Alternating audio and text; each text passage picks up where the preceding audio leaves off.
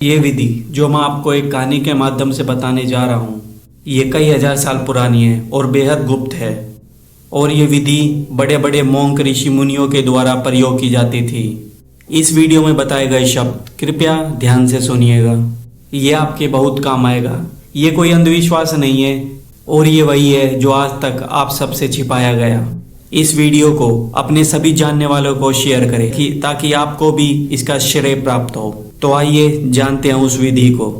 ये बात लगभग 40 के दशक की है।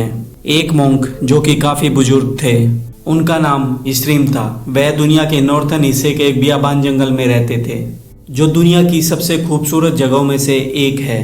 उस समय खेती ही एकमात्र भोजन का जरिया थी। उसी दौरान वहाँ इतिहास का सबसे बड़ा सूखा पड़ा, जहाँ हर तरफ इंसान मर रहे थे और उस समय कोई रास्ता दिखाई नहीं दे रहा था। तभी मोंक का एक साथी उनके पास पहुंचा और वो मोंक के पास आया और बोला कि ऐसा सूखा आज तक नहीं देखा, अब कोई नहीं बचेगा। और फिर उसने मोंक से बोला कि मुझे पता है तुम सबको इस सूखे से बचा सकते हो, क्योंकि तुम ऐसी विधि जानते हो जिससे लोगों की जान बच सकती है और बारिश हो सकती है। और फिर उसने मोंक से बोला मुझे निराश मत करना, वरना मैं यहीं मर जाऊंगा। इस बात से मोंक काफ़ी सोच में पड़ गए और फिर मोंक ने बोला कि ठीक है, मैं तुम्हारी मदद करूंगा। और फिर मोंक कुछ दूर जाकर हाथ जोड़कर खड़े हो गए। और फिर मोंक कुछ देर बाद अपने दोस्त के पास आए और बोले कि अब तुम जाओ, बारिश हो जाएगी।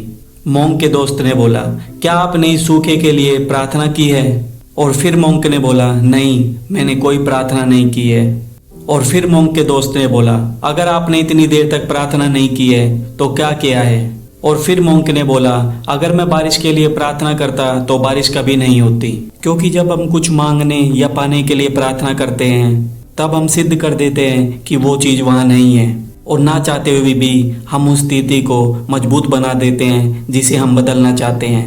और फिर मोंक ने बोला कि ये गुप्त विधि है। तो फिर मोंक के दोस्त ने बोला क्या ये किसी इंसान की जान से ज़्यादा कीमती है? तो मोंक ने बोला कि हाँ, ये बहुत कीमती है, पर मैं तुम्हें बता रहा हूँ अगर जो बारिश होने में कुछ समय लगा तो बहुत से लोग मारे जाएंगे, और हो सकता है ये विधि तुम्हें कई बार करनी पड़े, क्योंकि मैं अब बूढ़ा हो चुका हूँ। मोंक बोले कि मैं इस विधि को तुमको बताता हूँ, लेकिन जिस दिन तुम इस विधि को गलत उपयोग करोगे उस दिन ये विधि काम नहीं करेगी। मोंक ने बोला अब मेरी बात ध्यान से सुनो, मैंने कोई प्रार्थना नहीं की, मैंने बस उस चीज़ को अपने पास महसूस किया जो मुझे चाहिए था। मोंक के दोस्त ने बोला कि मैं समझा नहीं, आप ठीक से बताइए आपने ये कैसे किया? मोंक ने बोला मैंने नंगे पैर खड़े होकर और हाथ जोड़कर और अपनी आंखें बंद करके अपने पूर्वजों और अपने देवताओं को दिल से पुकारा, और मैंने देखा कि मेरे गांव में बहुत तेज से बारिश हो रही है और मैं कीचड़ में खड़ा हूँ और खुशबू ले रहा हूँ उस गीली मिट्टी की जो हमारे गांव में तेज बरसात के साथ हमारे गांव में हवा के साथ फैली है। और मैंने देखा गांव के सभी खेत हरे भरे हो चुके हैं और बच्चे झूमकर नहा रहे हैं। और फिर मैंने महसूस किया कि वो बारिश की बूंदें मेरे ऊपर गिर रही है और मैं बिल्कुल पूरा भीग चुका था। इसके बाद मैंने अपनी खुशी जाहिर की और उस बारिश के लिए धन्यवाद किया जो कि हो चुकी थी। फिर मोंक के दोस्त ने वहीं पर खड़े होकर अपने पूर्वजों का और मोंक का धन्यवाद किया। अब आप समझ गए होंगे कि जब आप किसी चीज़ को मांगते हैं तो आप ये सिद्ध कर देते हैं कि वह चीज़ वास्तव में नहीं है, लेकिन जब आप उस चीज़ को दिल से महसूस करते हैं और उसके लिए आभार प्रकट करते हैं तो वो चीज़ सच में आपके पास होती है, क्योंकि वो चीज़ अब आपके पास है।